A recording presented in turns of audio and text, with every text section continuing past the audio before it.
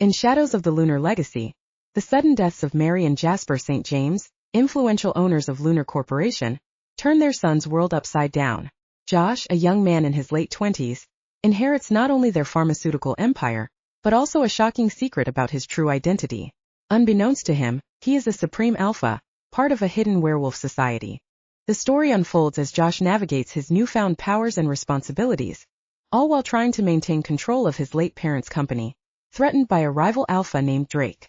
Alongside his girlfriend, Mia, who is a beta wolf, Josh discovers the depth of his abilities and the treacherous world he's been thrust into.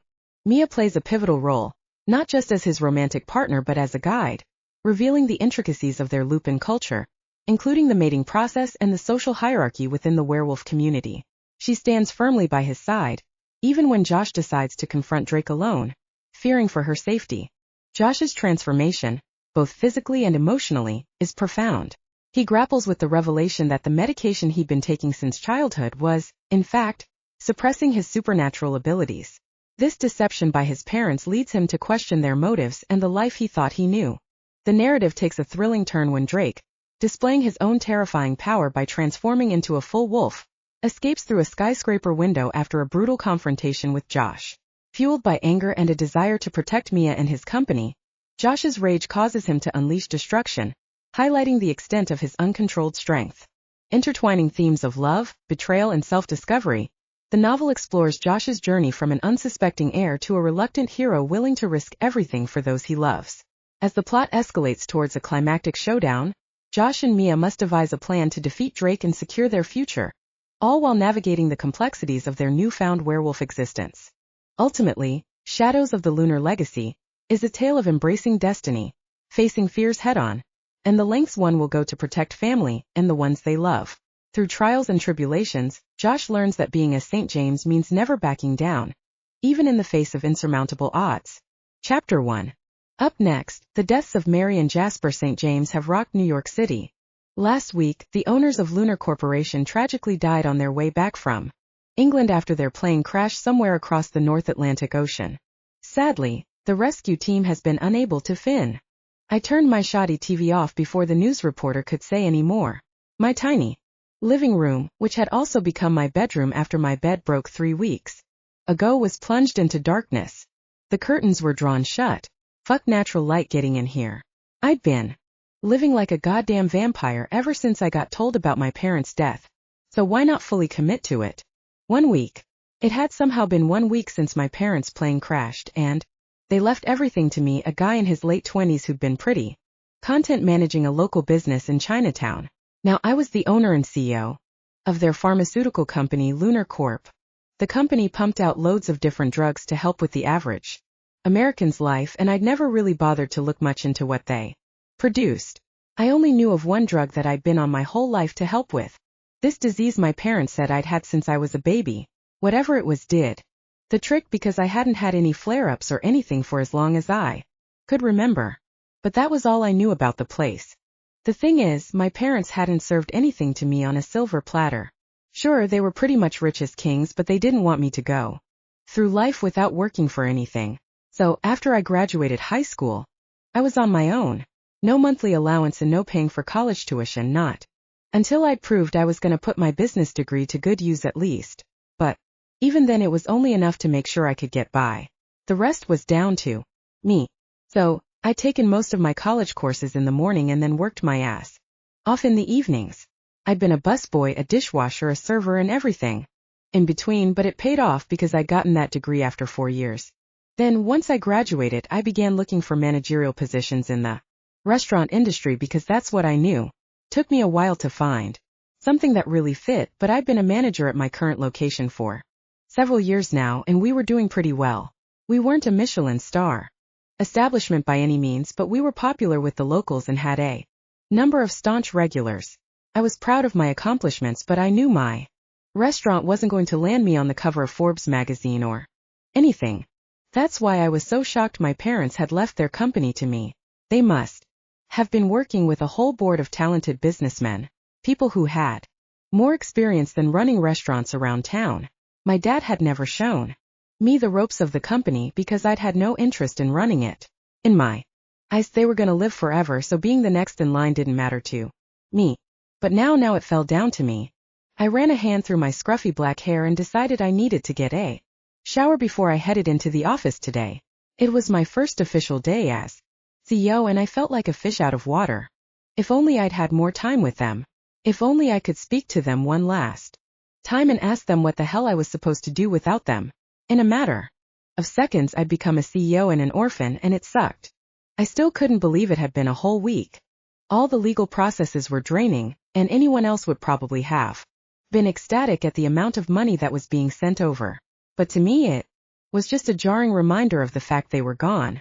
All of the money they'd worked hard their entire lives for just pinged over to me in one transaction like it was nothing. I hadn't even dared look at my bank account. My apartment was falling apart. But I didn't want to use any of the money. Not yet anyway. My mom and dad's old assistant had been in touch with me, mostly to send her condolences, and then to begrudgingly ask when I wanted to come into the office. Apparently, the board was extra pushy about it and wanted to meet me as soon as possible, so I'd given myself a week to grieve. I slumped my way over to my bathroom, which consisted of a spout sticking out of the moldy tile walls, a sink with one working tap, and a toilet. It was coming up on 8 in the morning, so I didn't want to take too much time.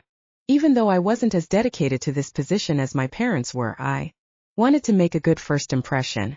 Washing my hair and body took about 3 minutes, and I couldn't be bothered to shave my stubble off, so I let it be. Then I quickly brushed my teeth while I surveyed my fridge for any morsels of leftover food, but unless I wanted to eat 3-day-old takeout for breakfast, it was empty. Instead I rinsed my mouth out in the kitchen sink and haphazardly threw my toothbrush down beside the dirty dishes I still needed to do. Then I headed for my wardrobe, which was basically a cupboard with a pile of clothes I hadn't folded shoved into them. After I got news of my parents' death, I'd sorta shut down. Taking care of myself and keeping my place tidy had been at the back of my mind, and I'd spent most of my days just staring at the TV.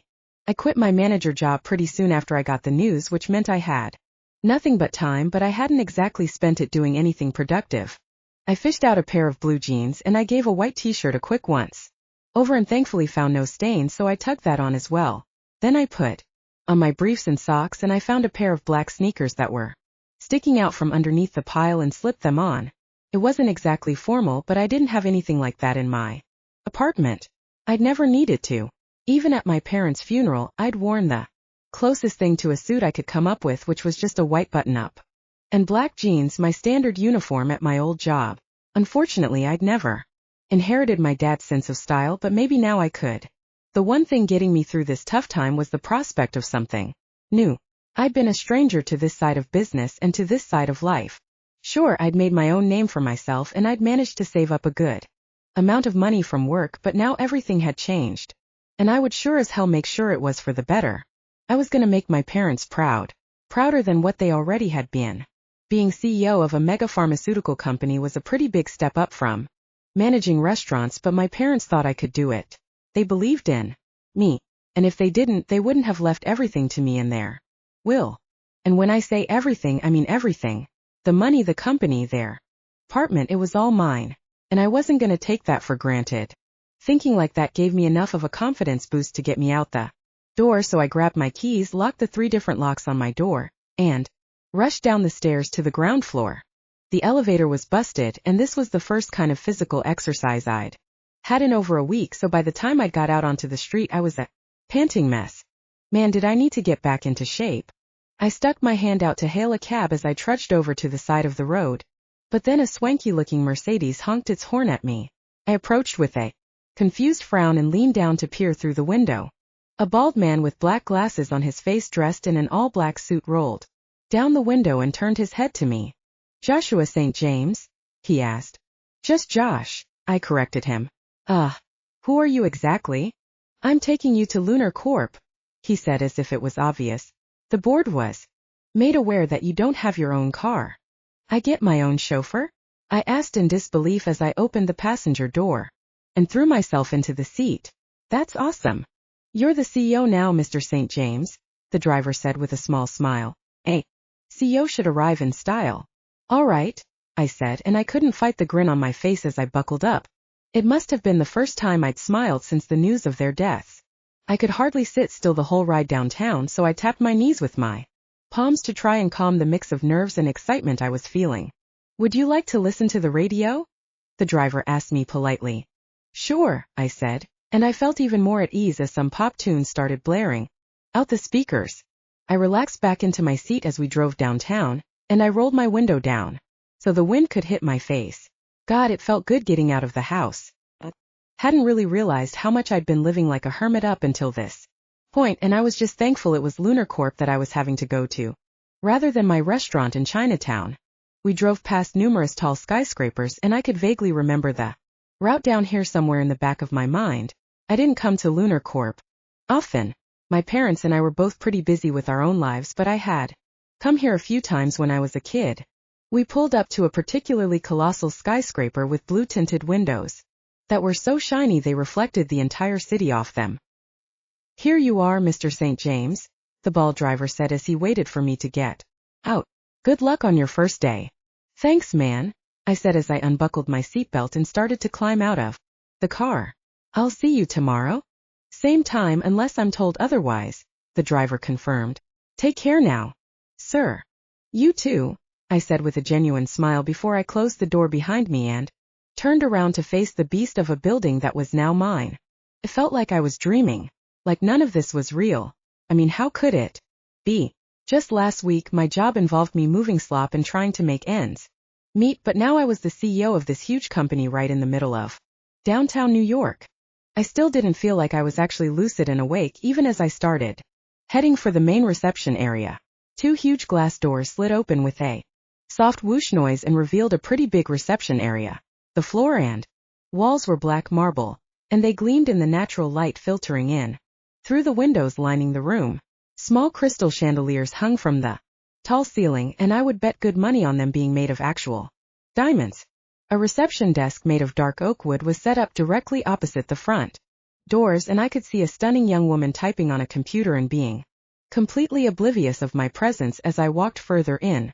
The only other things down here were a few brown leather chairs that looked super expensive and potted plants that definitely weren't cultivated in this country. The receptionist stopped tapping away on her keyboard with her pink acrylic nails as I approached, and she greeted me with a wide smile. She had chocolate brown hair cut into a short bob that framed her face, and her skin was a deep mahogany. She looked like a supermodel. "Good morning," she said in a perky voice. "How can I help you today, sir?" I trailed off with an awkward chuckle. "I'm the new CEO." "Oh, I'm so sorry, Mr. St. James," the receptionist immediately apologized. "Your outfit threw me off."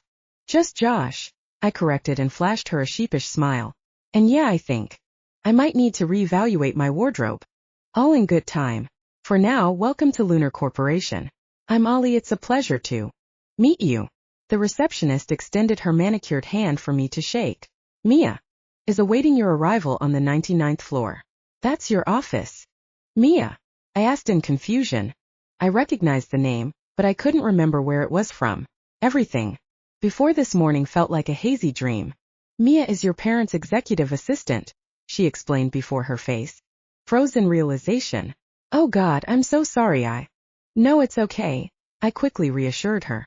"It's unavoidable. I'm here to fill in their shoes after all." "I'm sure you will do that just perfectly," she said with a kind smile. "Head on up when you're ready, Josh. Mia is going to help you settle in, show you the ropes, explain how things run around here, that kind of thing." "Awesome." I nodded. "Thanks, Ollie. Don't mention it."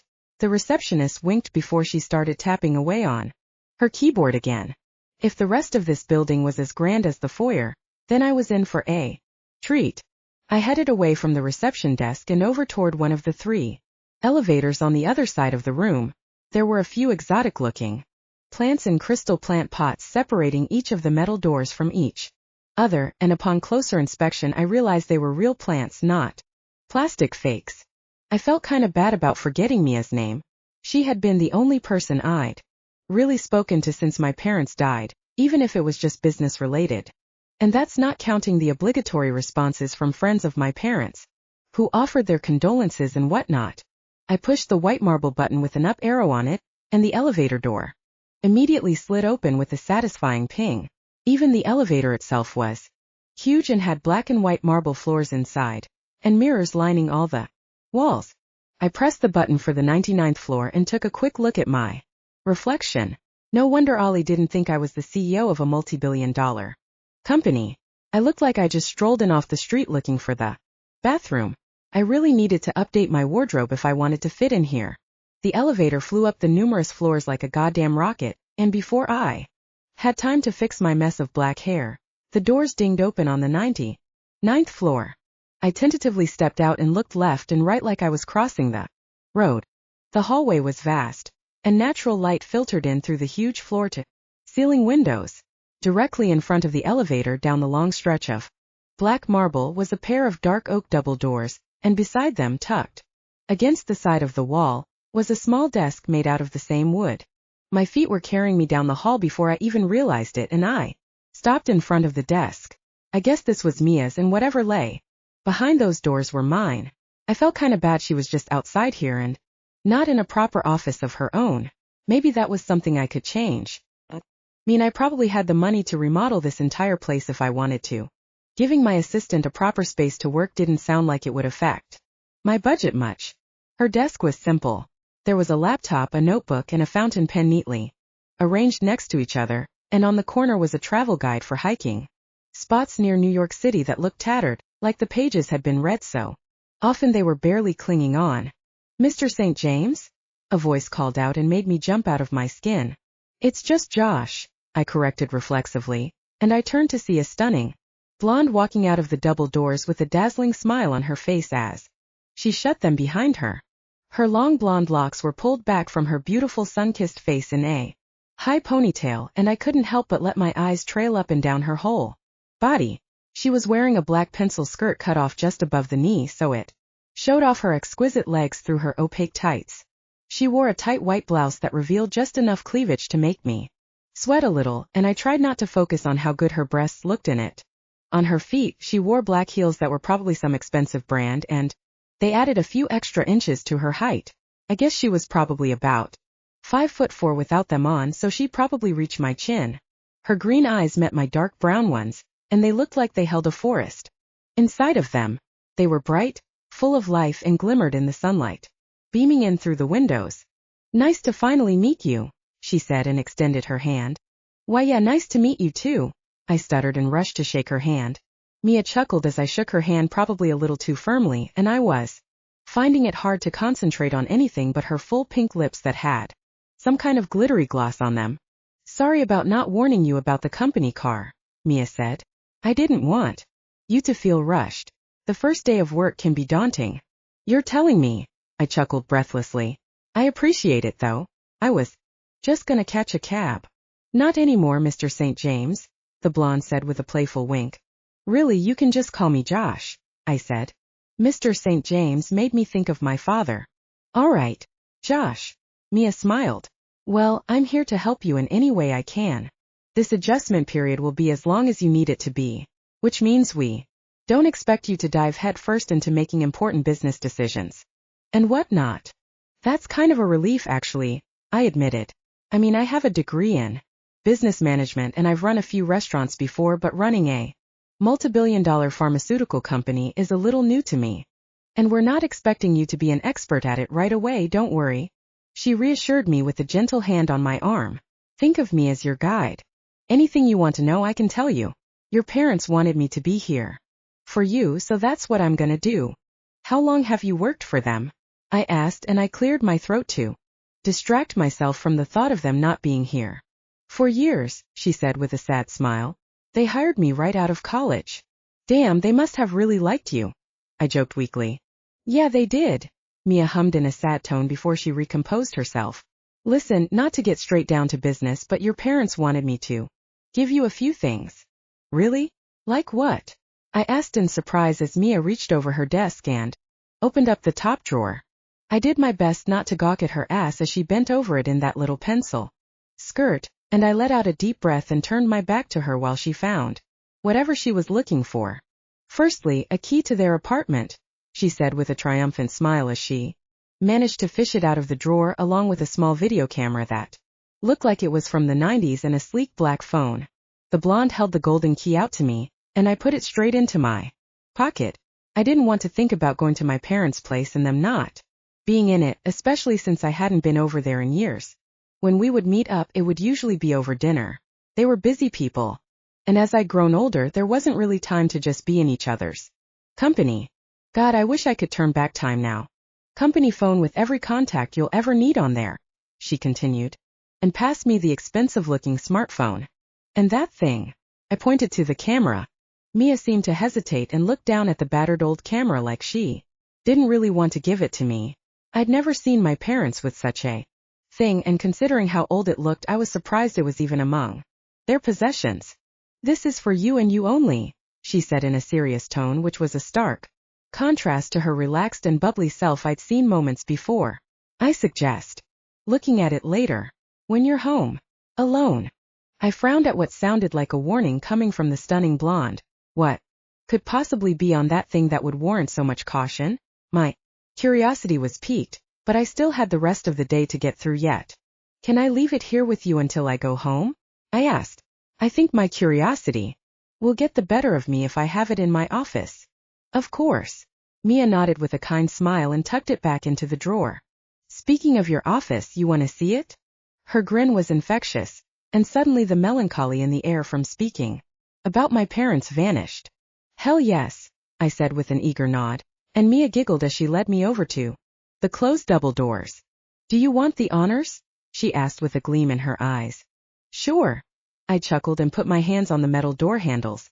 I took a deep breath before pushing them down, and the doors opened to reveal an incredible office space that was way too big for just one person. Then I realized this used to be for two. But now, there was only one oak desk toward the back of the room in front of a whole wall of bookcases brimming with various books and trinkets. There were 2 plush leather seats in front of the desk for meetings, and the room was decorated with rich decor. Paintings hung in the spaces free from bookshelves, and they depicted weird scenes like wolves tearing up lambs and packs looking up at the moon. All of them were intricately detailed and looked hundreds of years old. It was weird. I stifled a laugh at the sight of them. It must have been a running joke or something, considering the company was called Lunar. What's with all the wolves? I asked Mia as I spun around in a slow circle to admire all of the room. A crystal chandelier that looked like drops of diamonds sewn together hung from the ceiling, and the light shining in from the huge floor-to-ceiling window on the left-hand side of the room hit them perfectly. The light refracted off them and cast rainbows on the wall, and as Mia stepped in beside me, they hit her sun-kissed skin in the most perfect way. Funny you should ask that, Mia said with a nervous chuckle. I think they just like being cohesive with the name of the company. I could tell she was bullshitting from how unsure the words sounded as they left her mouth. Either talking about my parents was a touchy subject for her, or there was something weird going on. Who knows, maybe my parents were in some sort of wolf-worshipping cult all these years and I never knew about it. I mean, how could I? We hardly saw each other, and when we did, indulging me about their cult habits was hardly a conversation to have over breadsticks and good wine. So this is all mine, I said as I made my way over to the desk and ran my hand over the smooth surface. Sure is, my assistant confirmed. I'm just outside, so whenever you need me, just call through on the phone, it's number 1, or poke your head out and I'll be there. How come my parents never got you your own office? I asked in curiosity as I looked up from the desk to Mia's green eyes. She seemed taken aback by my question, like she'd never thought I'd ask something like that. The blonde fiddled with her hands in front of her and let out a bashful laugh before tucking one of the loose strands of hair framing her face behind her ear. I don't know. She shrugged. I guess it wasn't really necessary for me to have one. I work just fine out there, and there's more important things to deal with than me getting my own space. 4 years of service, and you still have a desk in the hallway? I asked, with a light chuckle.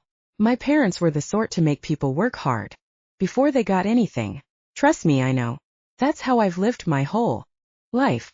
But 4 years is a long time. It's really not that important, she dismissed with a casual wave of her hand. Honestly, I really don't mind being out there. I studied her for a moment.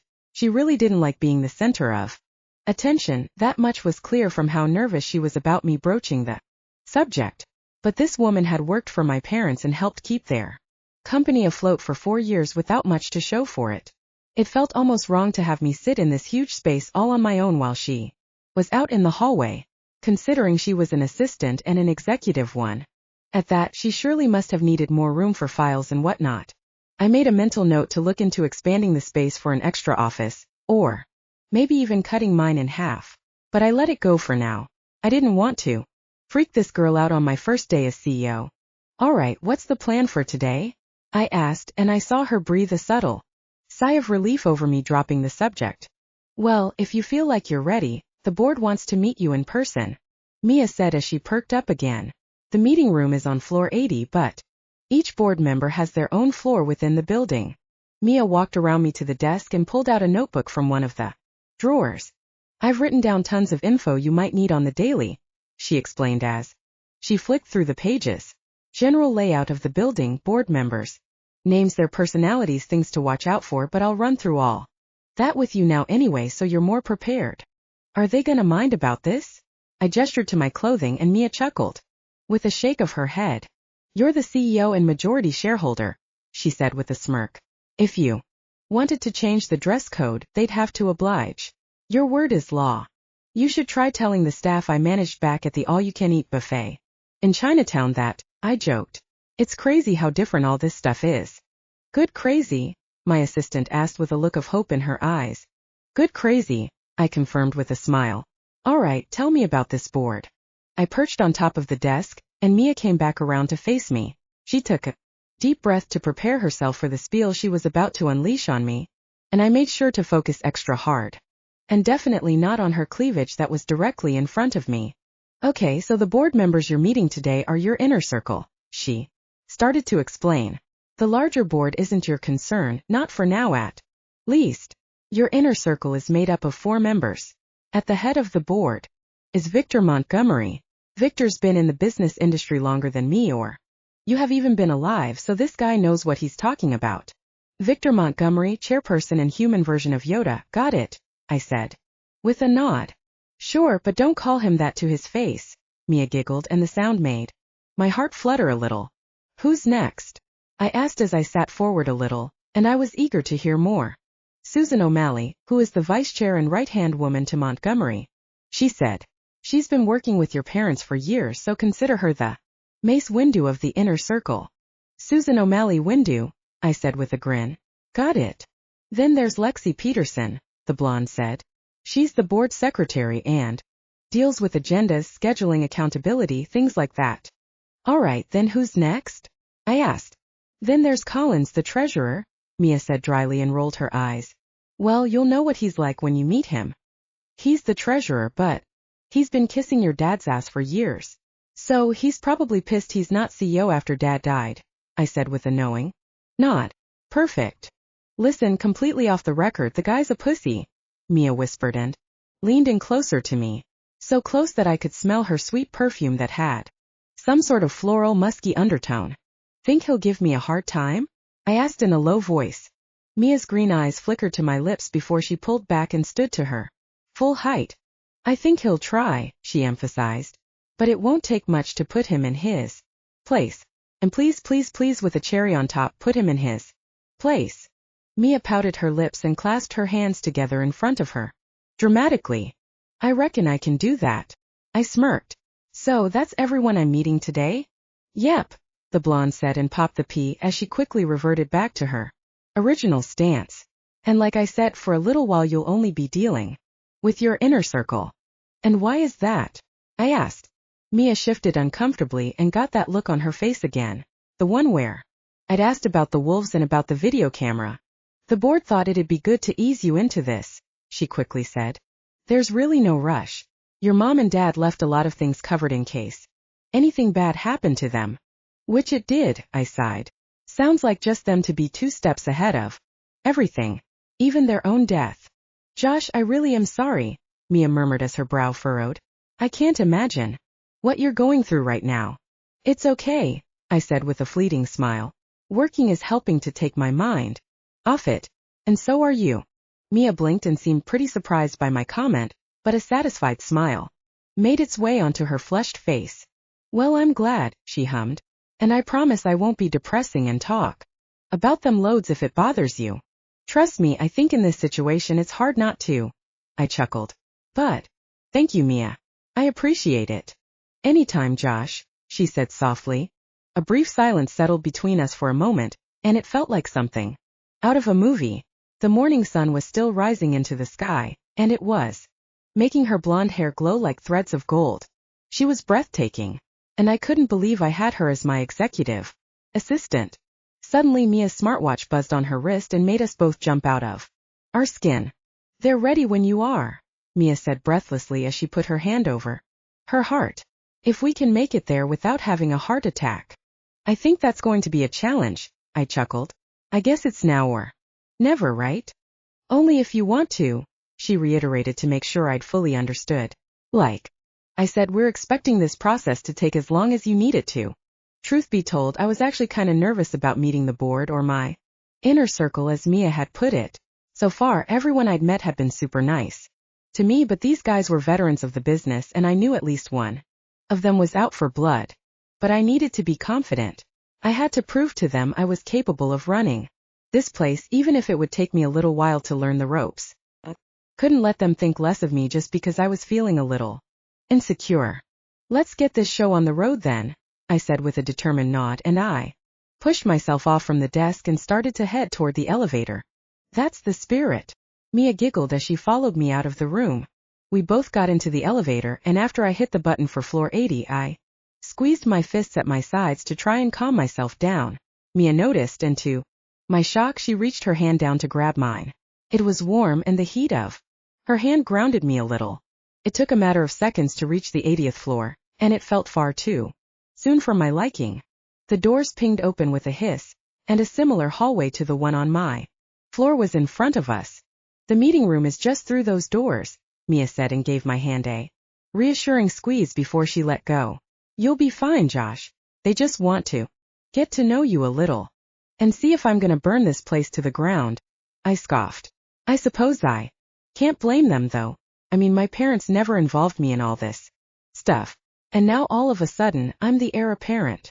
Your parents were the smartest people I know, the blonde assistant defended. And if they decided making you the CEO was the best choice, then I'm gonna believe them until you prove me wrong. I think you just might be the only person who's had faith in me for a long time, I drawled with a weak laugh as I stepped out of the elevator, but Mia didn't follow me.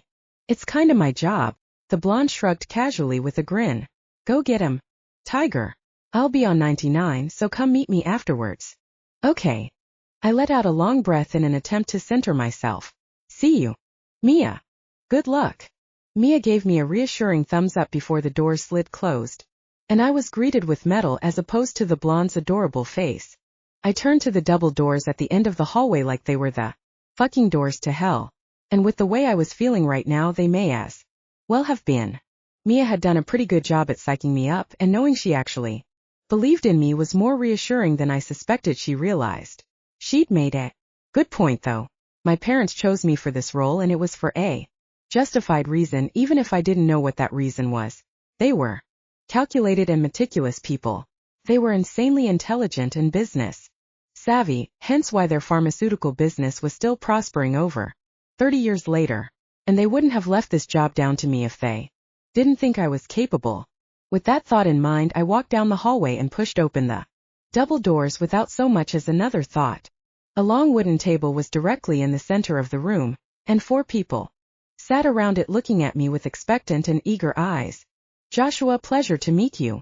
A tall, thin man dressed in a very expensive-looking suit greeted me coolly. I guessed he was Victor Montgomery from the fact he was sitting at the head of the table and had a poignant air of arrogance to him.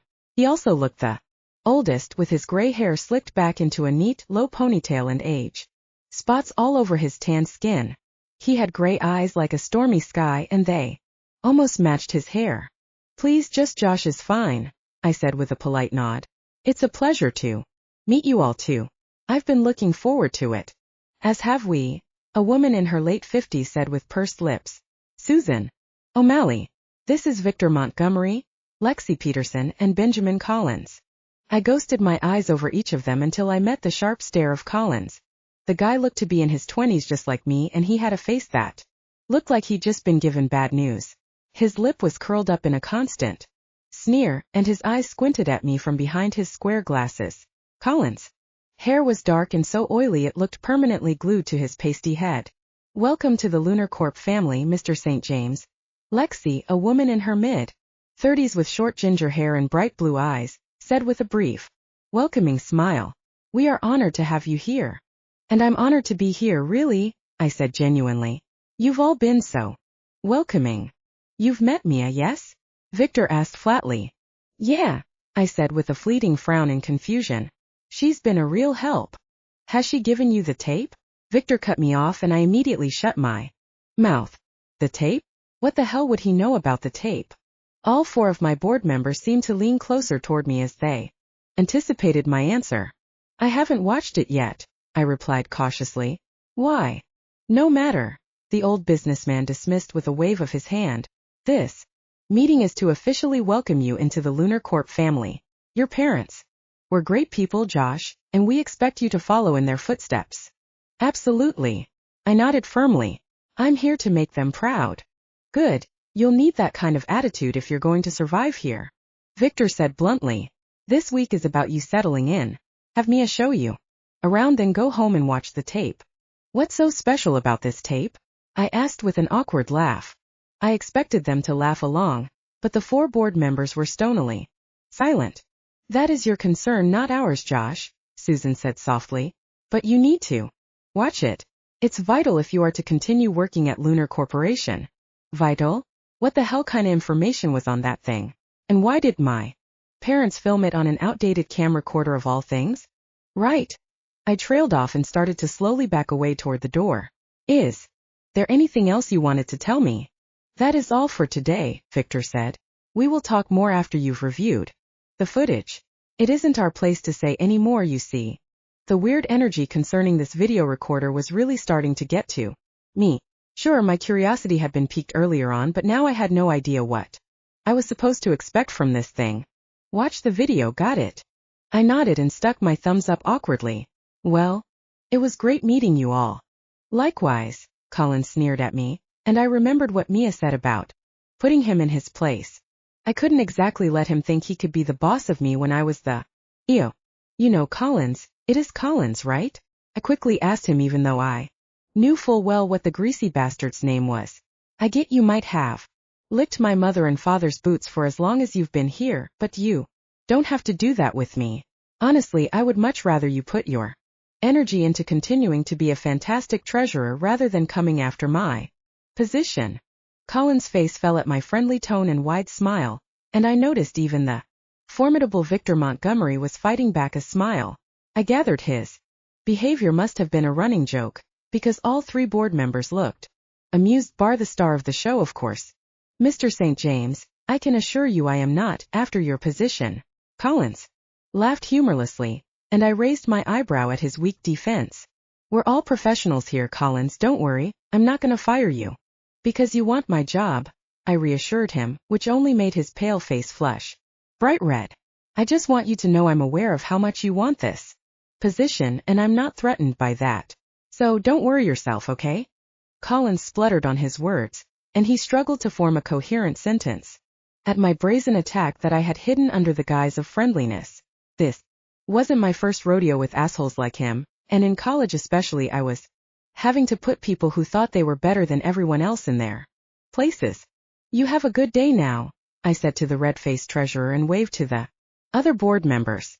As I closed the door behind me, I could hear muffled laughter as well as Colin's grating voice snapping at them to shut up. Mission accomplished. I beelined for the elevator and headed straight back up to floor 99. Mia was sitting at her desk flicking through some files when I exited the elevator, and she immediately turned her head to me and grinned. "How'd it go?" she asked as she put her file down and crossed one leg over another. "They seem fun," I said, the first thing that came to mind, and Mia immediately laughed. "I showed Collins what was what." "You did?" Mia gasped in disbelief, and then a sly smile stretched across her lips. "Nice work, Josh. First day on the job and you're already putting the assholes in their place." He turned beet red. It was hilarious. I snorted as I crossed my arms. But the meeting was rather short. Those guys said they wanted me to look at the tape before anything else. They did? Mia asked in a surprised tone. I mean, I wanted to show you the building so you know where everything is first. Then you can watch the videos to your heart's content. The assistant's laugh was forced, as was the comedic scoop of her arm. Whatever was on this video was more serious than anyone was letting on. One thing for sure was I wanted to get this tour over and done with as fast as possible so I could see what was going on. All right, Mia, I said and jokingly offered her my arm. Show me what you got. The blonde playfully rolled her eyes as she stood, but she took my arm anyway. Then she led us to the elevator and pointed at the numerous buttons indicating the various floors in the building. The only floors you're going to be needing apart from this one and 80 are 72, 58, 47 and 33, she explained. These are the floors for each board member, and you may get called down there to oversee things. The other floors are offices and labs for the other staff you don't need to deal with. And what about that floor? I pointed to the big white button at the bottom of all the others with a black letter W etched into it. Ah, now that's the warehouse, Mia said and pressed it. I was saving this till last, but we can go there now. It's where we store most of our product that gets shipped out. We have 2 warehouse facilities to ensure the product doesn't get mixed up. The one we're going to right now is heavily protected. Damn. Do people try to break in to get high or something? I joked, but Mia didn't laugh. In fact, she looked more serious than I'd ever seen her. Her perfectly plucked eyebrows were pulled down into a frown, and I wondered if I'd touched a nerve or something. That wasn't funny, was it? I asked with a sigh. I'm sorry. There have been a few instances where people have gotten inside. Couldn't help but notice the way my assistant hesitated before saying people like it was a dirty word or something. And what did you do with them? I asked. Mia's green eyes nervously trailed up from the silver panels in front of us, and to my dark brown eyes. She swallowed hard and was about to say something when the elevator pinged, and the doors slid open. We're here, she chirped and quickly pulled me out into the cold cement warehouse. There were hundreds of cardboard boxes of stock piled up higher than I could see, and I spotted a security watch tower that stuck out among the beige cardboard thanks to its white borders. This place is huge, I gaped as I spun us around. And this is only one warehouse. Sure is, Mia said with a proud smile. The other is at our other facility in Midtown. I see, I said. And I take it I won't ever be going there? No, your place is here for now, Josh, Mia teased with a playful squeeze of my arm. The grin on my face slowly dropped as I felt the hairs on the back of my neck suddenly stand on end. It was like someone had just electrocuted me, and I froze in place as I sensed something watching us. I couldn't explain what happened next. My vision became clearer, like I was watching a 4K television screen. I could see the dust particles in the air, and I could hear what the security guard was saying to the person he was talking to on the phone 100 feet away. Mia noticed my stillness almost immediately and pulled her arm out from mine. Josh, she asked in concern. Josh, are you okay? Heat boiled inside of me, and it churned in the pit of my stomach and surged through my bloodstream. I grunted as I hunched forward, and pain zapped through me like lightning. Get me back, I warned and shakily reached out my hand to push her away. But they weren't my hands. They were long and hairy and had claws. Oh shit, Josh! Mia trailed off as I started to yell out in agony. Just hang in there. What the hell was happening to me? Why did my body feel like it was on fire? Suddenly, I heard my clothes rip and tear as my body started to expand. My back contorted in odd angles as it got used to the new size, and I felt my teeth start to shift inside my mouth. I moaned in agony at the sensation and could taste the coppery tang of blood. Something started to grow out of the bottom of my spine too, and I turned my head to see a tail the same color as my hair poised upright. Then I shakily lifted a clawed hand to my mouth and winced as my fingertip met a sharp canine. I had fangs. Fucking fangs. Mia?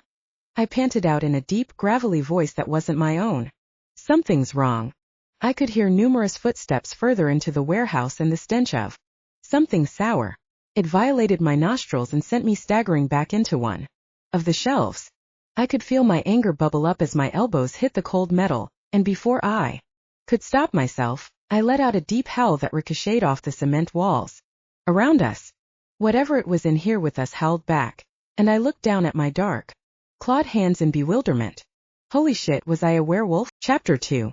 There was no time for me to revel in this newfound form, even if it was fucking awesome. There were people, or at least people like me, in this warehouse with us. I glanced over at Mia, who was staring at me in my new form in surprise and something else I couldn't quite place. It wasn't like I could explain what had happened to me even if I wanted to or even if I had the time, so I just pushed Mia back toward the elevator. Go, I growled. I'll handle this. Josh. A loud snarl cut the blonde off, and her wide green eyes snapped over to the corner where the intruders were. I couldn't wait any longer. Whatever they were doing, they were making a hell of a lot of noise, and this was my parents' company. I wasn't going to let them just break in and do whatever they wanted. I crept closer to the corner with all of my newly acquired hair raised on end. Then I peeked my head around to see who exactly had the nerve to break into a billion-dollar company in broad daylight. Werewolves. Fucking werewolves were tearing down the shelves and ripping boxes of products up with their claws that looked just like mine. The bridges of their noses were wide and flat and made their thick eyebrows look permanently furrowed. Their ears were pointed and low-set, and their eyes were a bright yellow and blazed like a rabid dog. The bastards were relentless in their destruction, too. Long black claws tore through cardboard like it was nothing, and the pills inside scattered to the ground where they were stomped on by elongated feet that made the culprits hunch over slightly. Only the male wolves had an excess of hair that accumulated at the sides of their face like bushy sideburns and on their arms in thick wads. They looked like the most aggressive and were going fucking berserk trying to destroy as much product as they could like it was a competition or something. At the very sight of them I felt a weird power surge through my veins and something strange came over me, like an innate instinct that took charge of my body and sent me prowling on the floor. I crawled up onto one of the smaller shelves until I was above the wolves destroying my parents' product like animals. Then I let out a mighty roar, and the sound bounced off the walls and caused most of the other wolves to stumble to the floor. Bright yellow eyes suddenly snapped up to look at me, and there were about 8 wolves who bared their sharp fangs in response. Before I even knew what I was doing, I was pouncing to the ground and knocking 2 wolves down as I landed. My claws tore into their shirts as I used their bodies to break my fall, and they whined as I ripped into their skin. Then I pulled back with a vicious snarl. The 2 wounded wolves scrambled back toward the rest of the group who were hunched over with their claws bared at their sides. Get out! I growled through my mouth that was suddenly filled with too many teeth. Now. All I got was a snarl in return. I won't ask you again, I ordered, and my voice reverberated around the room. Kill the alpha, one of the yellow-eyed wolves snapped, and tear this place apart. Stick to the plan, another wolf roared and cracked his neck from side to side. Let's make this quick. Suddenly, all 8 wolves started to sprint toward me with looks of sheer malice on their wide faces. It was like time slowed down. I was face to face with monsters I never thought were real, and yet I was standing tall before them like it was nothing. I watched as they slowly got nearer to me, and I crouched down as I anticipated their attack. Before I could even pounce, Mia suddenly dropped to the floor next to me with claws and fangs of her own. She still looked absolutely stunning. Her pointed ears were incredibly cute, as was the widened bridge of her nose. It made her look like a puppy, and I was completely enamored by her bright blue eyes, which were noticeably different from the other wolves in here with us. But despite how cute she physically looked in her wolf form, the glare on her face was formidable, and I could tell she was not messing around. The blonde snarled before she abruptly pounced onto one of the oncoming wolves. Time resumed at its normal pace, and I had no time to admire Mia's grace as she attacked a female wolf. Instead, I pushed myself up from the floor and straight into the chest of one of the larger male wolves leading the charge. We both hit the ground with a thud, and I wasted no time in swiping my claws at him. He howled in pain as they sliced into his flesh, and I could see his white shirt turn red. I didn't stop slashing until blood pooled around him, and his clawed hands finally fell limp at his side. Suddenly, I was hauled off him by 2 other wolves who threw me to the ground and leaped on top of me. As soon as my back hit the hard floor, it was like I had got an electric shock, and an insane amount of power flooded through me. With a mighty roar, I kicked the legs of the 2 men out from under them and sent them slamming to the floor. I took advantage of their surprised state and swiped my claws down at them until I ripped through flesh. It was like I didn't even have to think about what I was doing. Like Olive. This was completely natural. It was hard to even put it into words. My brain was running at 1,000 miles an hour, and the only thing I could focus on was getting rid of these sons of bitches. The wolves whined as I sliced into their skin, and I hauled one off the floor by the scruff of his shirt and threw him into one of the shelves with impressive strength. He slammed into the metal beam before hitting the floor and slumped into himself. I had no idea where this crazy strength came from, but I knew I wasn't the same guy I was a few minutes ago. Before this, I had a pretty standard physique, but I would never have even dreamed of picking up a guy double my weight and throwing him across a room. I didn't have time to question it though, so I turned my attention to the other wolf I'd left on the floor and slammed my foot down against his throat. I stomped and stomped until I could hear the bone crunch, and he jerked and gurgled before he finally fell silent. At least those two were dealt with. Mia's yells of anger made my head whip toward her, and there were at least two wolves pinning her arms back while another two stalked closer to strike. I didn't know what came over me, but at the sight of the blonde in danger, it was like my instincts went into overdrive. Pure rage fueled me, and my hands trembled as I roared louder than ever before. It was guttural and animalistic, and I knew it sent shivers down the spines of every fucker in that room. I heard my clothes tear and rip again as I grew even taller, and thick coats of fur covered my entire body rather than just my arms and face. There was no time to process it, no time to do anything but fight. I charged without thinking, and I could only see red. I was in overdrive. Needed to get Mia to safety. I needed to get her away from these bastards, and I'd stop at nothing to make sure that happened. My claws met a cowering face, and then my fangs were tearing into its throat and pulling. Blood splattered all over me, and the coppery taste filled my mouth, but I didn't stop. I caught Mia's bright blue, worried eyes as the two wolves still held her in place like they were unsure of what to do while I attacked their friends right in front of them.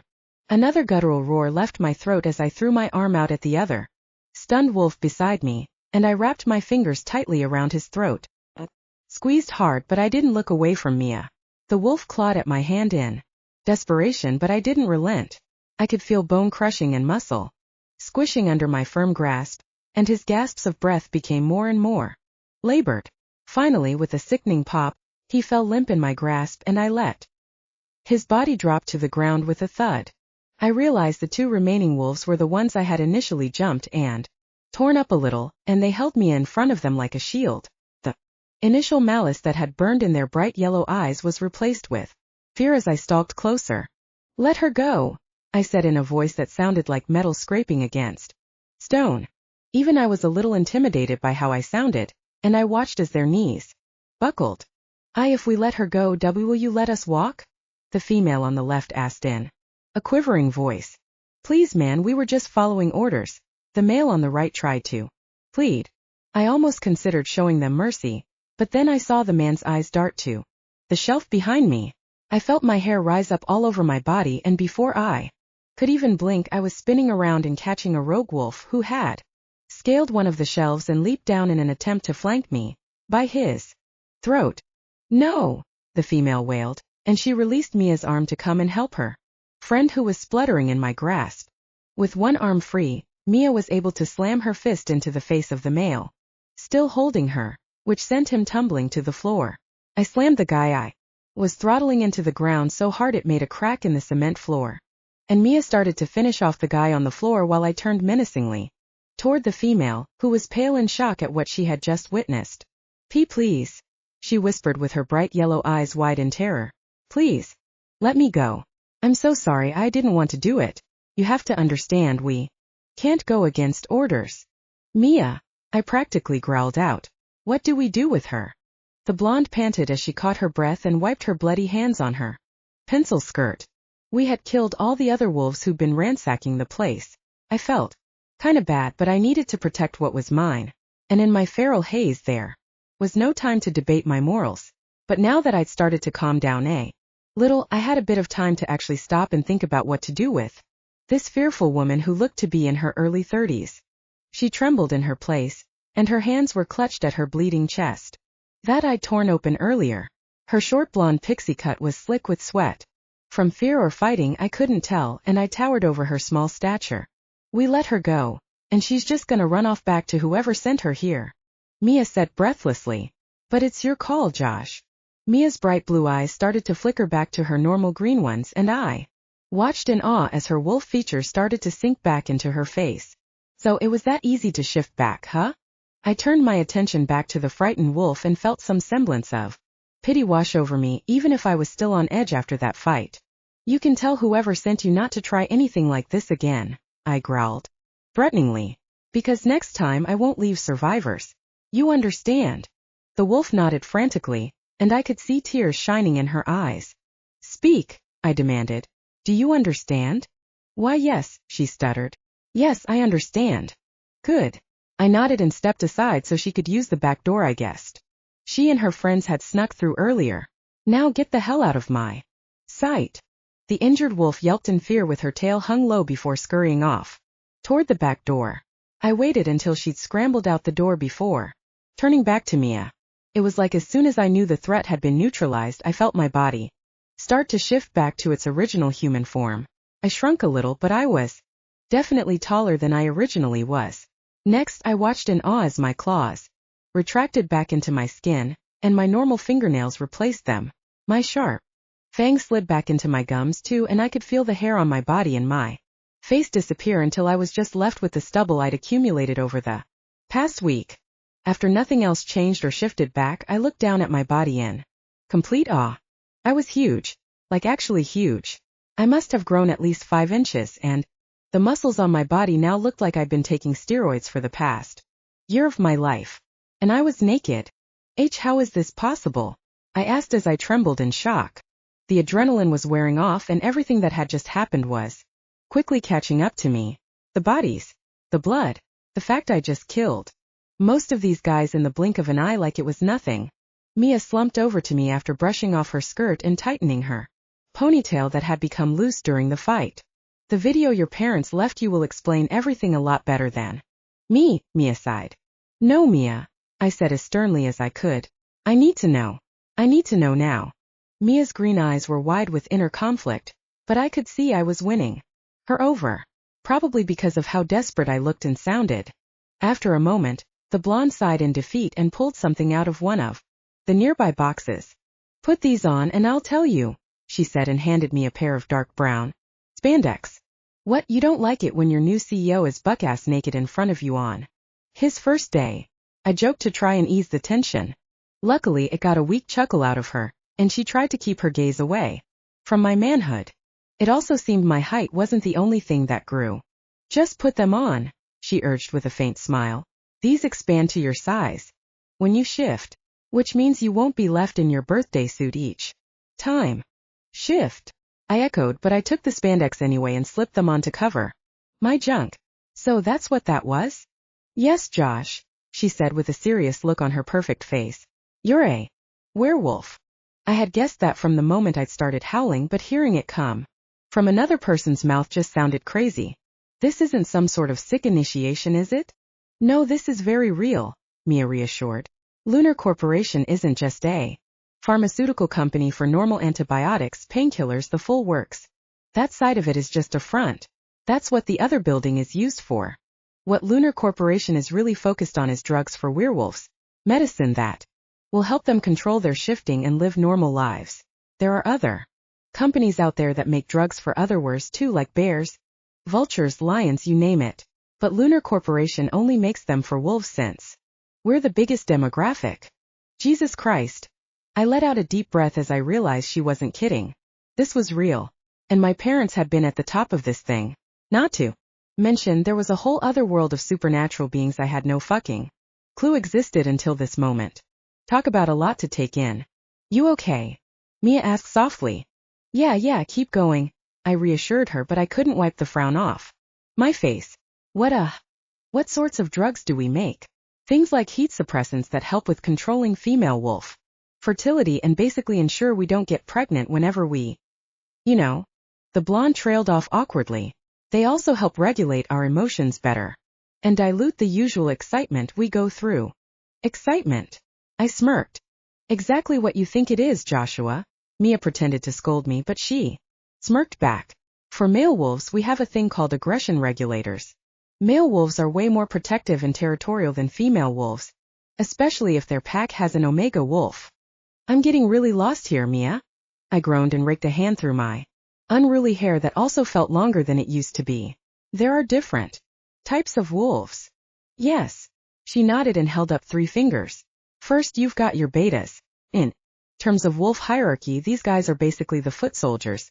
They're submissive to their alphas and usually a lot weaker than their leaders. Next, you've got your omegas. These are female wolves who are the rarest breed and are most protected in the pack. Then, at the top of the food chain there's alphas. So what does that make me? I asked and flexed my newfound muscles. If it's not an alpha. Yes, you're an alpha, Josh, Mia drawled with a playful roll of her eyes. Not just any alpha either. You're a supreme alpha. What the hell does that mean? I asked. It means you're one of the few alphas who is able to shift into an elite hybrid form, which is far stronger and far more powerful than the humanoid form betas and omegas can manage, my assistant explained. Most alphas can only shift into full wolf form, but you have the ability to shift into any form you like. There are stages to the shifting process, you see. The first is small changes like teeth and claws and extra body hair, and then there are the muscular changes, which is usually where betas and omegas stop. Alphas can then shift into full wolf form, but you can push the humanoid changes even further. Hence why you're so jacked now. Mia looked me up and down, and I could have sworn I saw her bite her lip as she did so. So, I'm a supreme alpha, I said as I tried to wrap my head around all this insane information. What are you? I'm a beta, Mia said a little too quickly. Right, I said with a frown. And my parents? Your dad was an alpha, and your mother was an omega, the blonde explained. They were mates, which means they were bonded in a way that was beyond the limits of human connection. Mating someone is like sharing your soul with them. How the hell do you mate with someone? I asked. I mean, I'm guessing it's more than you know. I formed a circle with my left hand and awkwardly slipped my index finger from my right hand into the center. Well, yes, it's more than that, Mia said as her cheeks flushed. Usually, the alpha will bite the omega to claim her, and in doing that, the omega's scent is dulled, meaning she won't be as appealing to other wolves. Most unmated omegas take scent suppressants anyway to avoid unwanted attention. Does it really get that bad? I asked in surprise. Like you wouldn't believe. Mia let out a puff of air before quickly catching herself. I mean, as a beta, I don't get it as bad. Omega's scents are the strongest and most alluring. Mia. Yeah. You're a terrible liar, I joked. I'm not lying, the blonde protested super defensively. This is just hard to explain to you. Your parents were supposed to be the ones to do it, but my parents who had kept this pretty megatruth from me my entire life.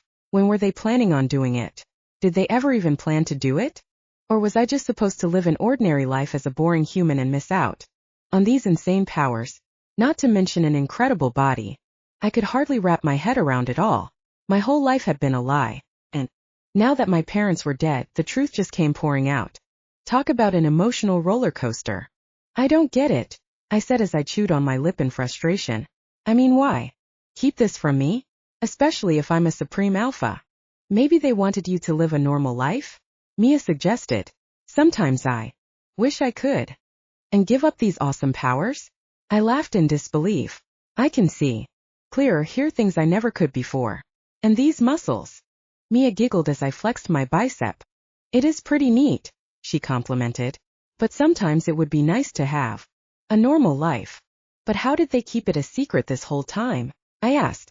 I mean, hiding something like this for me is pretty insane. Mia frowned in thought for a moment and tapped her chin. Did your parents have you on any medication? She asked out of the blue. Actually, I've been on some meds since I was a kid, but they told me that was because of some health condition I was born with, I explained. Then I felt my face pale as I realized they must have just twisted the truth. What was the medication called? The blonde assistant asked with a sympathetic look. I can't remember the full name, I admitted. It was this long sciencey name that was just a bunch of different chemicals stuck together.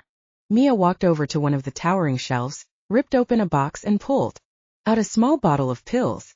Then she passed it to me and I felt my heart Drop. I'd recognize the red bottle anywhere, as well as the black pills inside. The only thing different about it was the label, which read Lunar than the super long name I was used to seeing. Then I realized I hadn't taken my meds since I'd been told about my parents. Chapter 3. Do your meds look like this? Mia asked, though I could tell she knew just from the mortified look on my face. Yeah. I trailed off and tried to make a joke to cover up how disoriented I felt. Pretty cheesy name though. No wonder my parents changed the label to throw me off their scent. These are shift stoppers, Josh, Mia explained with a sad puppy dog look on her face. A lot of werewolves take them for their whole lives because they want to be normal humans. But some werewolves take them when they just want a break. At least other werewolves had a choice. I grumbled and ran my hand through my hair. God, what a shit show. It was all so much to take in. First, my parents died in a tragic plane crash. And I didn't even get to bury their bodies because they were lost in the ocean. Now, it turned out those same parents had also been lying to me my whole life about who I really was. Take these, Mia said and handed me the bottle. A refill. Now you can choose if you want to take them. Thanks, Mia, I sighed. You should take some of these with you too, the blonde said as she scanned the boxes for something else.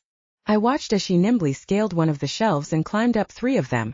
Like it was nothing, and she ripped open a box to pull out another bottle that was green this time. She jumped back down and landed on her feet before she smoothly walked back over to me. Then she placed the pill bottle in my open palm and I looked at the label. Agrogon. I read it aloud with a confused look on my face. Does what it says on the tin, Mia said with preppy enthusiasm. There. Aggression regulators. As an alpha, you're going to experience a lot of emotional changes. One of those being you're going to be a lot more aggressive without needing to be provoked much. And these get rid of it? I asked as I rattled the pills in the green bottle. Well, nothing can ever completely get rid of an alpha's aggression, Mia said, with a chuckle. But these help with keeping it at a manageable level. Right, so I should definitely consider taking these then, I joked. It's up to you, Josh, the assistant reassured me. It's your choice. I'm not gonna tell you what you should or shouldn't do.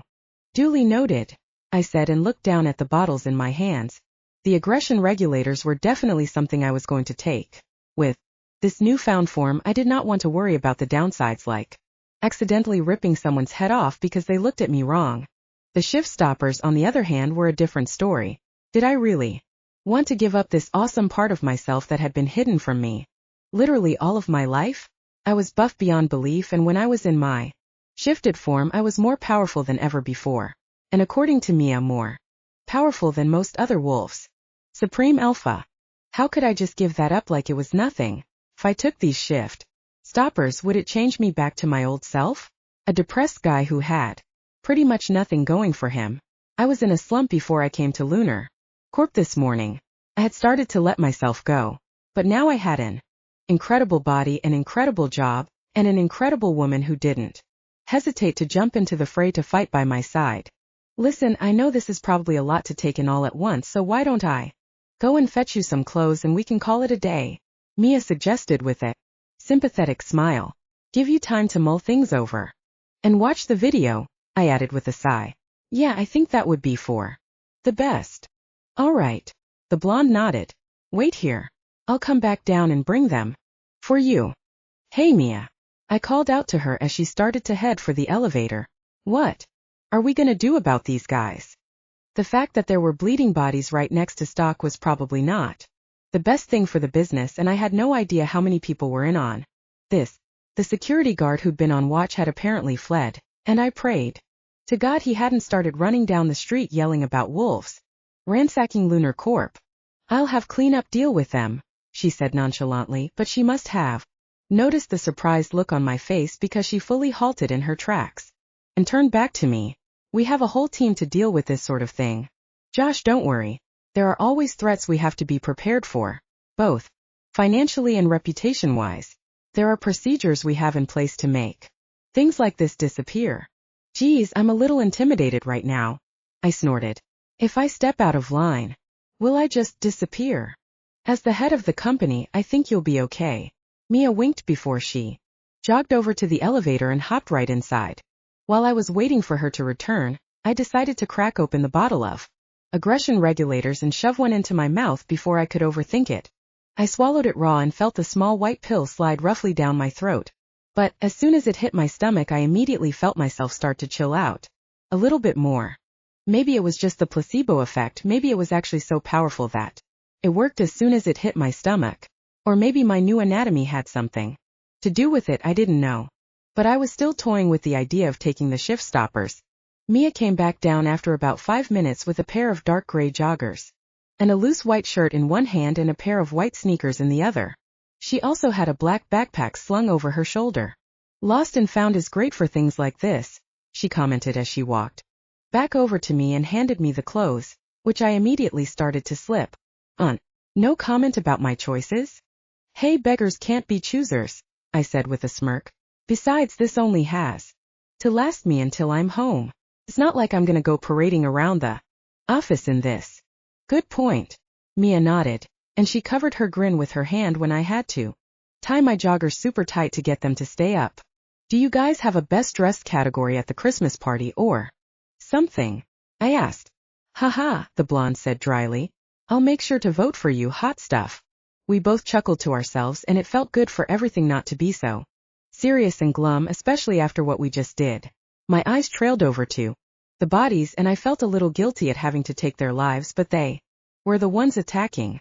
I'd given them a chance, and they'd ignored it. What else could I have done? Mia must have sensed my inner turmoil because the blonde came over to me and put her hand on my broad shoulder.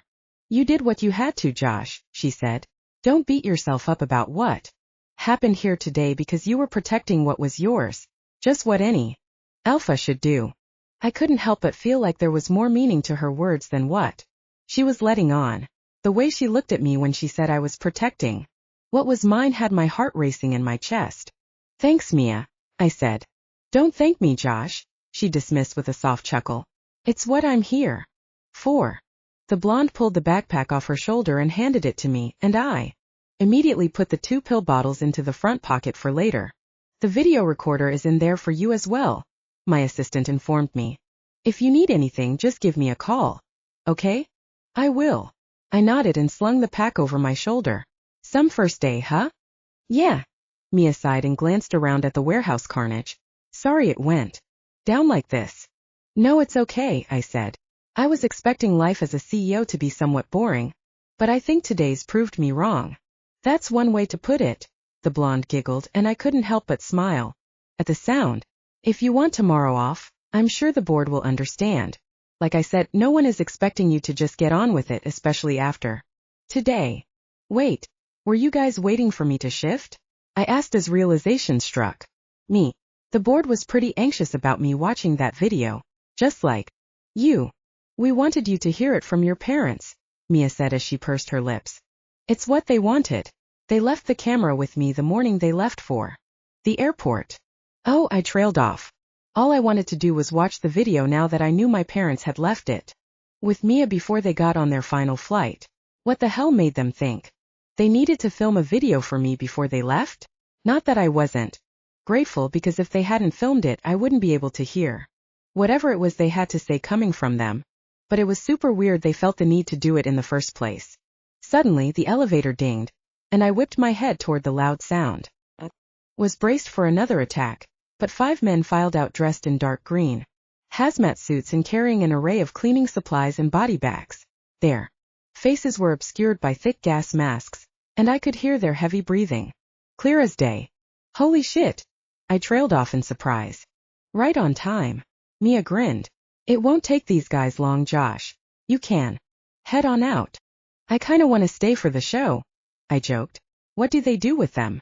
The bodies, I mean. They incinerate them in the basement level, the blonde said plainly. It's the only way to fully get rid of their scent, though I've got a feeling their alpha is gonna know why they disappeared soon enough. Yeah, I scoffed. All thanks to him. We'll find him, Josh, Mia said, and we'll put a stop to it. I hope so. I sighed and watched as 2 of the men hauled up a body and placed it in a body bag. Then another cleanup guy sprayed the bloody ground with water and some sort of chemical I could smell as soon as it left the bottle. It stung my nostrils and made me recoil. Your senses are heightened now, my assistant said knowingly. It'll take time to get used to it. Go home, Josh. You don't have to be here for this. Okay. I nodded and could feel my eyes sting. I'll be in tomorrow. I wasn't going to miss a day of work, especially considering I just started.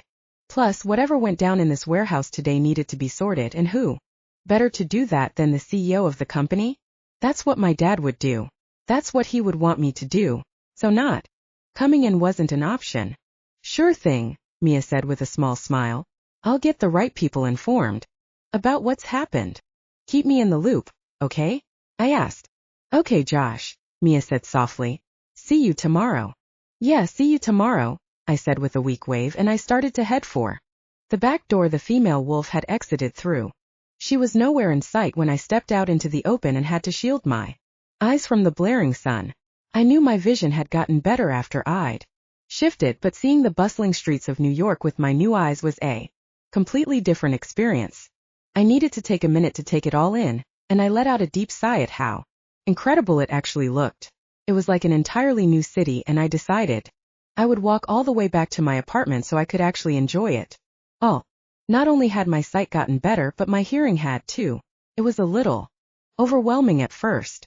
The honking cars and angry yells of shopkeepers were amplified, and the usual bustle was louder than it normally was, but after a few blocks I found myself getting used to it.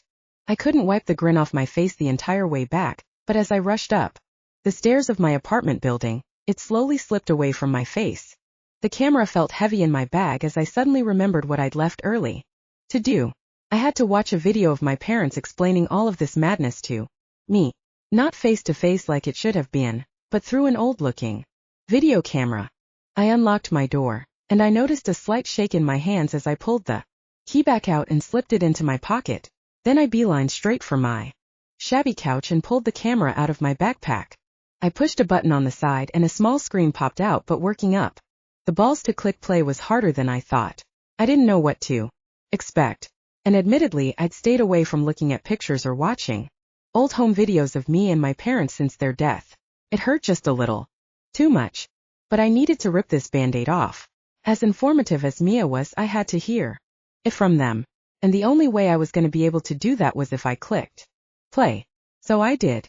The pixelated screen was covered by a hand setting the camera up on something high up, and when it pulled away I realized it was my dad with my mom sitting next to him on their leather couch. They were both in their usual business attire. My dad wore a three-piece dark blue suit that was tailor-made to fit him just right, and silver cufflinks in the shape of a half-moon glinted at the edge of his sleeves. His dark black hair had been freshly trimmed, and his curls reached just above his shoulders. His beard had grown out substantially since I'd last seen him a couple of weeks prior to their death, and I wanted to beat myself up over not going over to see them sooner. My mom, on the other hand, was wearing her usual smart black dress and blazer. I always remembered her wearing. The blazer had thin gray lines going down it, and she'd kept it since the 90s, but it always looked immaculate. She wouldn't have had it any other way. Her black hair was slicked back in a neat bun, and she'd taken off her thick-rimmed glasses so I could see her dark brown eyes looking at me through the camera. Hey, Joshy, my mom's voice greeted me, and I immediately covered my mouth with my hand to stop myself from getting too emotional. If you're watching this, well, then we're not here anymore.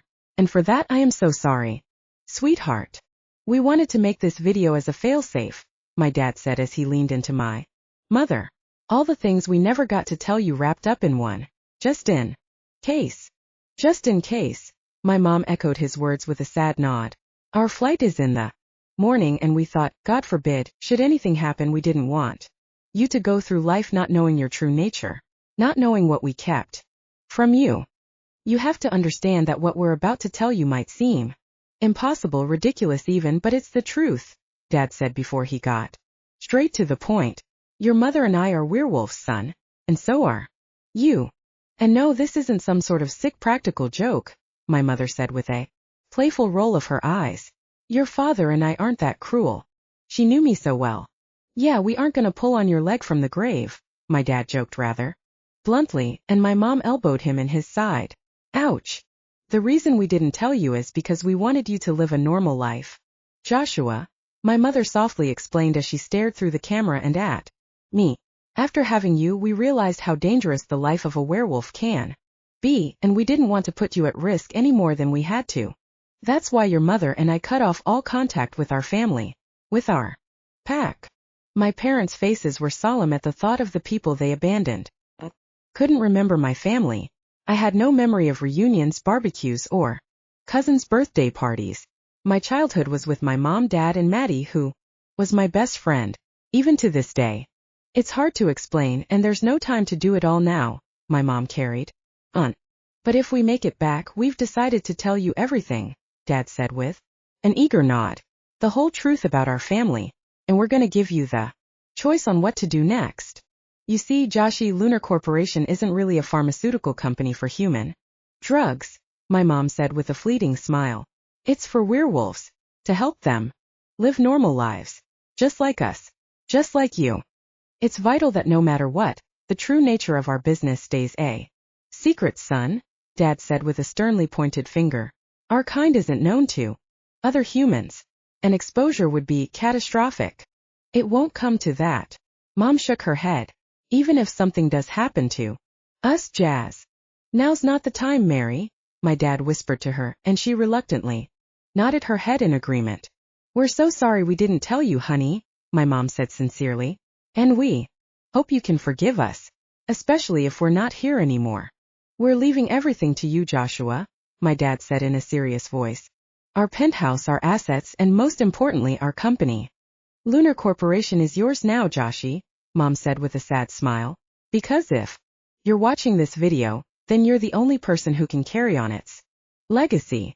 We've instructed Mia to give you this tape in case anything happens to us on the flight, Dad continued, and I noticed how my parents both shared a look of worry as if they sensed the plane crashing was a possibility. You can trust Mia, son, my mom reassured me as she turned back to the camera. She's worked for us a long time, and if there's anyone at the company who can truly help you, it's her.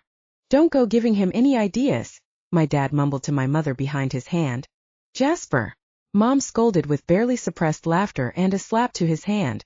Whatever tension there had been concerning their flight vanished as they joked with each other.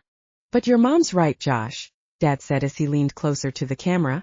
Mia will help guide you while you come to terms with this information. And if you decide to shift, Mom added, the choice is yours. The choice was mine. It was just like Mia said. And now I was getting my parents' blessing. It was weird watching them like this. It almost felt like they were still alive. A failsafe they had left for nothing because they were just one call or one taxi ride away. But it wasn't. They were still dead. At least now I had a little bit of closure. But one thing I couldn't shake was how apprehensive they seemed about this flight. Was there something more going on that I didn't know about? The fact they felt the need to make a fail-safe video just in case spoke volumes, and I started to wonder if my parents' death wasn't as much of a mystery as me and the rest of New York had originally thought. Not to mention they'd wanted to tell me more about my family once they got back, and now they would never get the chance. I'd never know the full truth. Yet another difficult thing for me to deal with. We love you, Joshua, my dad said in a suddenly trembling voice, and I swore. I could see a glimmer of tears in his eyes even through the pixelated image. Looking back at me. Always, Mom said firmly and reached for my dad's hand. And don't you ever forget that. Dad mumbled something to my mother that I couldn't quite make out, and she nodded in response. Then he reached for the camera and brought it closer to them. Goodbye, son, he said before the video ended. I was left with a freeze frame of my mother and father with sad looks on their faces, like they weren't ready to say goodbye. Goodbye, son. Those were his last words to me. The last words I'd ever hear him say. God, it fucking sucked.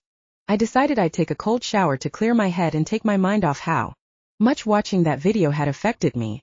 I left the camera on my coffee table, with no intention of looking at it again for a long fucking time. As soon as the cold water hit my toned body, I felt my brain go silent. All the questions I had about the video vanished, and all the memories of what had happened today slipped away with the water cascading down the drain. What could I do except just move on with my life? My parents were gone, and there was nothing I could do about that. But I could take this new truth about myself in stride and accept it. Fuck the shift stoppers. I was gonna become who I was always meant to be. Supreme Alpha. the CEO of Lunar Corp. The choice is yours. And they were right. It was my choice. And I had made up my mind. I wasn't going to go back to what I was before today. I couldn't. Things had changed and it was for the better. I just wished I had my parents here to guide me through it. But I had Mia, and if my parents trusted her, then I would too.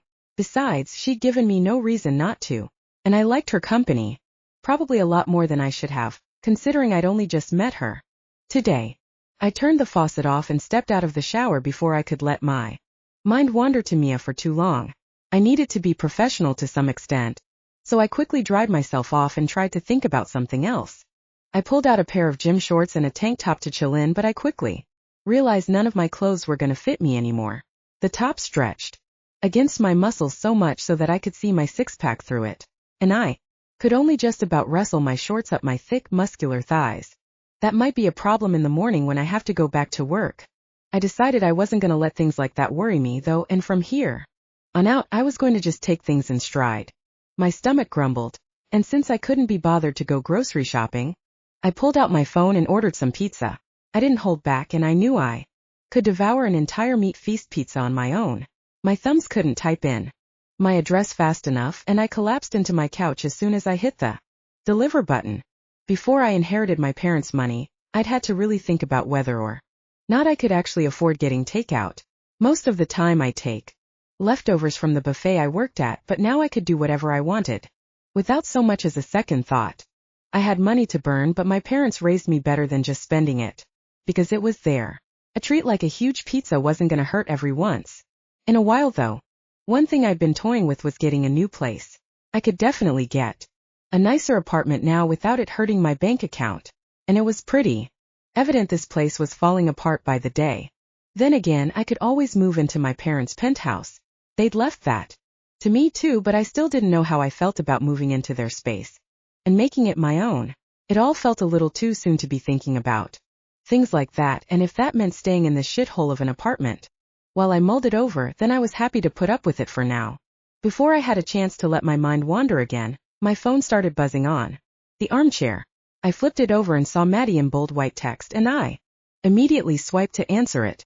"Hey, but how's it going?" I asked as I propped my feet up on the coffee table and settled into my couch. "I was just about to ask you that." Matt chuckled down the line, but then his voice grew a little more serious. "How are you holding up?" "Better now," I said as I flexed my forearm out in front of me. "Being CEO is a lot different than what I thought it'd be." "You've started already?" my best friend asked in a surprised tone.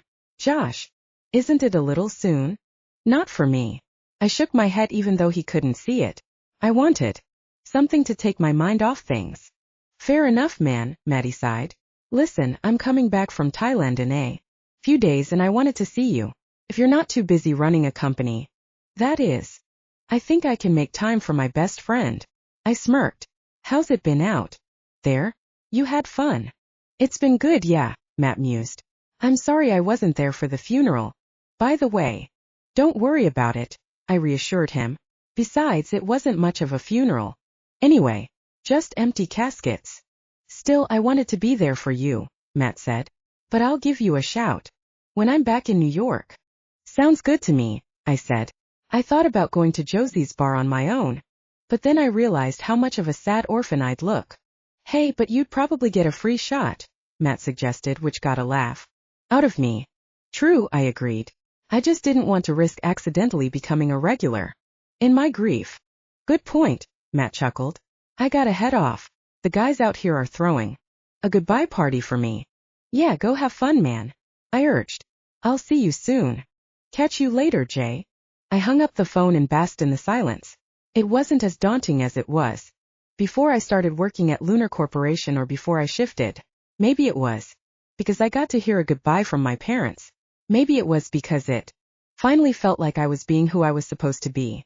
Whatever it was, I didn't care. I just let myself enjoy it.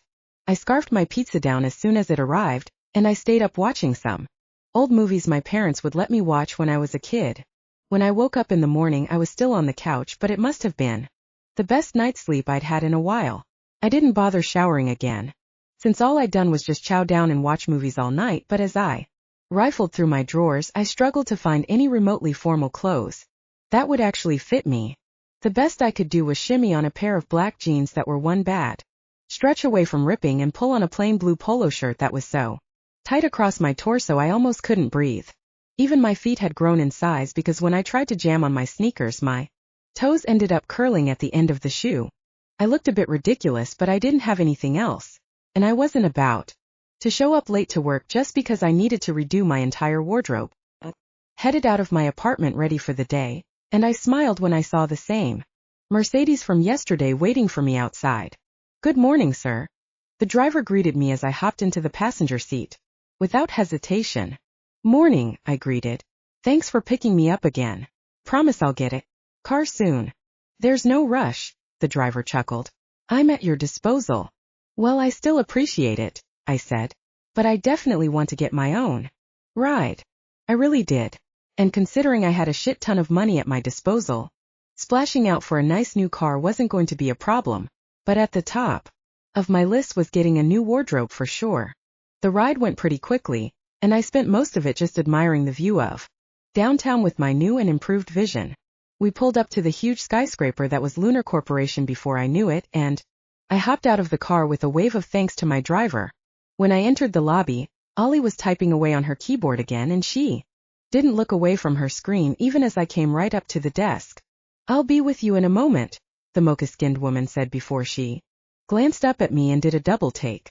"Good morning, Ollie," I said with a lopsided grin. "Mr. St. James?"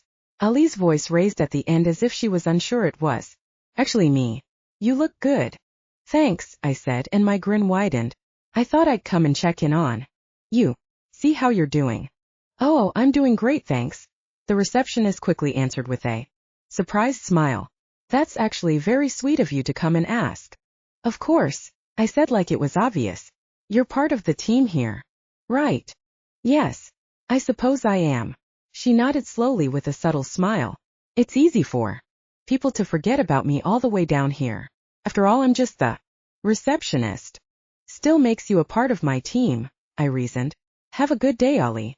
"You too, sir," she said politely, and I could see her cheeks were dusted with a light blush. My parents always raised me to have good manners, and it would make sense for a lot of other CEOs to just forget about the people like her down here because she was out of sight.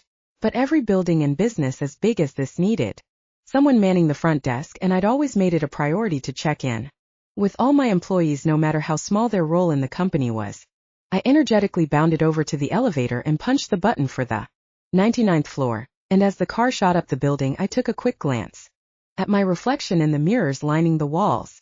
No wonder Ollie didn't recognize me. I looked like a completely different person save for my face which, apart from my sharpened jawline, had remained the exact same. I fixed up my hair a little and mussed up my dark curls so they sat better on the top of my head. I'd be lying if I said I didn't want to try and look good for Mia, which I figured was going to be hard to do considering I was wearing clothes way too small for me. The elevator finally dinged to signal I'd reached the top floor, and Mia's eyes lit up as I stepped out of the elevator.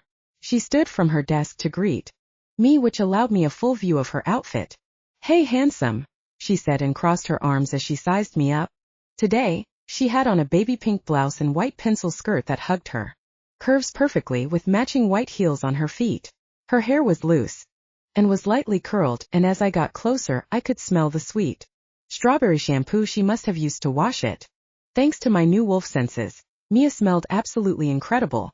Maybe the adrenaline from yesterday had blocked it out or something, but now that I was in her presence again, it was like I couldn't get enough. I just wanted to sink my teeth into her. "Josh, do all of your clothes not fit you now?" the blonde asked with a smirk, and snapped me out of my thoughts. Yeah, I admitted and awkwardly scratched the back of my neck. I didn't have time this morning to buy something new, and last night I ended up just pigging out and crashing. "Did you watch the video?" she asked as her green eyes roved over my face. "Yeah," I said with a sigh. "They explained it all." "And how are you feeling about it?" my assistant asked cautiously. I want to be what I was meant to be," I said with an affirming nod. "They told me it was my choice now, and I don't want to give it up. What I became yesterday was insane, but I'm not afraid of it." "Good," Mia hummed with a smile on her face. "Your parents would be proud." "Josh." "Yeah. I chuckled breathlessly. I hope so. They would be, she insisted, and she walked over to me until she was close enough to inspect the tight fabric of my shirt. And there's a reason you're the CEO and not an asshole like Collins. Yeah, you're right, I said with an amused smile. Listen, how about you and I go clothes shopping? The blonde suggested as she straightened out my collar. It was hard to focus on anything but the fact we were so close. Close enough that I could feel the heat radiating off her skin, and close enough that her irresistible scent was even stronger. She looked up at me through her thick lashes, and I almost turned into a goddamn puddle on the floor. Can we do that? I asked hesitantly. How many times do I have to tell you, Josh? You're the boss, she said as if it was obvious. You can do whatever you want. I know, but so far I haven't really done anything. Joshua St. James, I can see every single one of your new muscles poking out of this thing. Mia teased and jabbed my hard stomach for emphasis. We're going clothes shopping. And that's final. Yes, ma'am, I drawled, and Mia poked me again with a cute giggle. I think I was falling in love with my assistant.